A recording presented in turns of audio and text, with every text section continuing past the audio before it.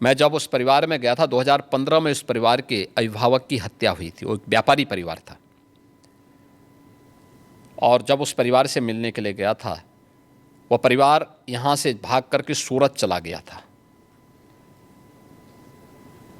18 में वापस आया, तो वापस आने पर फिर से उन्होंने व्यापार शुरू कर रहे थे, तो मैं वहाँ गया था फिर मिलने के लिए, पूछने के लिए कि भाई आप क्यों भागे थे और फिर वापस आए हैं। तो उस परिवार ने मुझे बताया, उस परिवार ने कहा साहब हमारे जो परिवार का जो मुखिया थे, उनकी तो हत्या कर दी गई 15 में, 2015 में, तब दंगों में। श्री अखिलेश यादव उस समय, दंगों के पहले अखिलेश यादव उस समय चीफ मिनिस्टर थे यहाँ पे, ये दंगों के बाद की बात है। और पहले फिरौती वसूली गई, फिर उसके बाद उनकी हत्या की गई थी। इसके बाद वो परिवार को जब कोई पुलिस संरक्षण नहीं मिला, क्योंकि वहाँ के ज़्यादातर हिंदू परिवार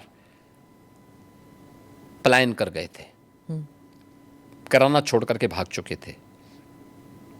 लेकिन सरकार जब आई, सरकार ने जब ऐसे आपराधिक तत्वों के खिलाफ सख्ती शुरू की, हमारी सरकार आने के बाद, तो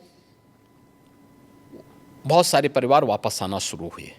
तो उनकी प्रॉपर्टी पे बहुत सारे दंगाइयों ने कब्जा करके रखा हुआ था, तो उन कब्जों को खाली, बहुत सारे लोगों ने तो सरकार बनते ही कब्जे खाली कर दिए थे, बाकी जो बचे हुए थे तो उनको हमने वसूली के साथ कब्जे खाली भी करवाए, और ये सारी कार्रवाई वहाँ पे संपन्न हुई।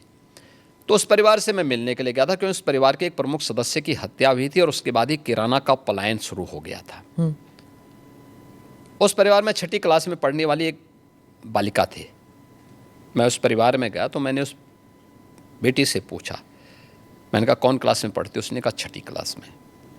मैंने कहा स्कूल जाने में भय नहीं लगता है? उसने कहा नहीं, अब तो नहीं लगता है। अब सोचिए कि 3 साल पहले जो बेटी स्कूल जाने से वंचित रह गई थी और सूरत जाने के लिए मजबूर हुई थी, वही परिवार वापस आया, क्या उसको सुरक्षा नहीं मिलनी चाहिए थी? आप कह रहे हैं कि दंगाइयों के खिलाफ कार्रवाई नहीं होनी चाहिए, तो फिर इन बेटियों की सुरक्षा कौन करेगा? इन व्यापारियों की सुरक्षा कौन करेगा? तो यही डंडा इन बेटियों की सुरक्षा करता है, इन व्यापारियों की सुरक्षा करता है, इन दंगाइयों को और इन अपराधियों और माफियाओं को ठिकाने भी लगाता है।